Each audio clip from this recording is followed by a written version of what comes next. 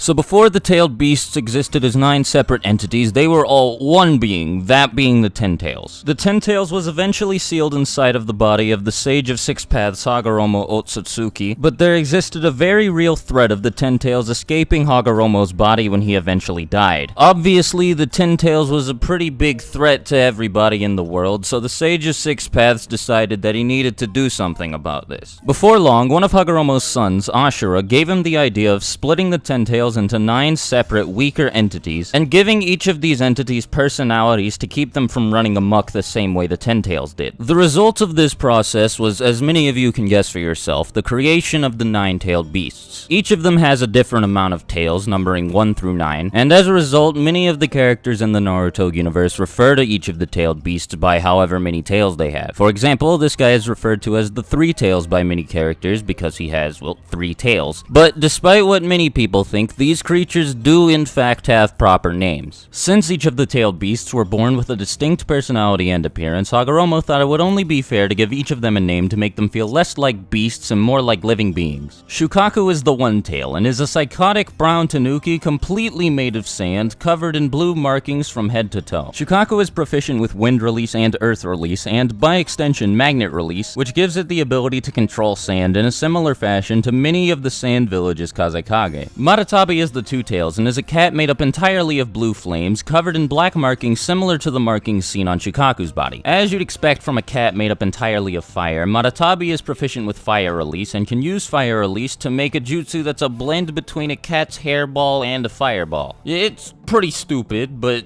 whatever, what can you do? Isobu is the 3 tails and is a big shy turtle with a spiky gray shell capable of using water release. Additionally, Isobu is capable of creating large coral reefs and rolling up into a ball like Sonic the Hedgehog. Son Goku is the 4 tails and is a giant loudmouth red monkey capable of using fire release, earth release, and lava release. Son Goku is also very proficient at using taijutsu, which he frequently blends with his ability to use lava release. Kokuo is the 5 tails and is a quiet, reserved horse with the head of a dolphin capable of using water release, fire release, and by extension boil release. With boil release, Kokuo is capable of increasing the temperature of its chakra until it begins to produce steam, which when emitted from the body creates enough pressure to dramatically increase the force imbued in its physical attacks. Saiken is the 6 tails and is a giant slime-covered slug proficient at using water release. Many of its water release techniques involve secreting corrosive acid capable of disintegrating pretty much anything it comes into contact with, and in numerous anime-only scenes, Saiken is capable of using bubble ninjutsu. Chome is the 7 tails, a happy-go-lucky armored rhinoceros beetle and the only tailed beast with the ability to fly. Chome has shown no prowess with any elemental ninjutsu, but it has many extraneous bug-themed abilities that make it just as deadly as all of the other tailed beasts. Gyuki is the 8 tails, an ox-octopus hybrid with a calm, wise personality and the second most powerful of the 9-tailed beasts. While Gyuki has shown no elemental ninjutsu prowess, this is offset by the fact that, like I said, it is the second most powerful of the 9-tailed beasts, and it also has the unique ability to secrete ink from its body for various purposes. Finally, we come to the big one, the one everybody's been waiting for, Kurama the 9-tailed fox. Kurama is by and large the most arrogant, least friendly, and most powerful of all of the tailed beasts. While Kurama has shown no unique abilities, this is offset by the fact that he is without a doubt the most powerful of all 9-tailed beasts. He and Gyuki defeated 6 other tailed beasts at the same time in what was essentially a landslide victory, and Kurama put in most of the work in that fight, so yeah, just take my word for it, Kurama's really powerful. Now, while each of the tailed beasts do have plenty of traits unique to them individually, they all share a number of overarching traits that tailed beasts are generally known for. As tailed beasts are the embodiments of pure chakra, they all have enormous chakra reserves, significantly larger than most shinobi could even fathom. Additionally, being composed entirely of chakra makes the tailed beasts effectively immortal, as whenever they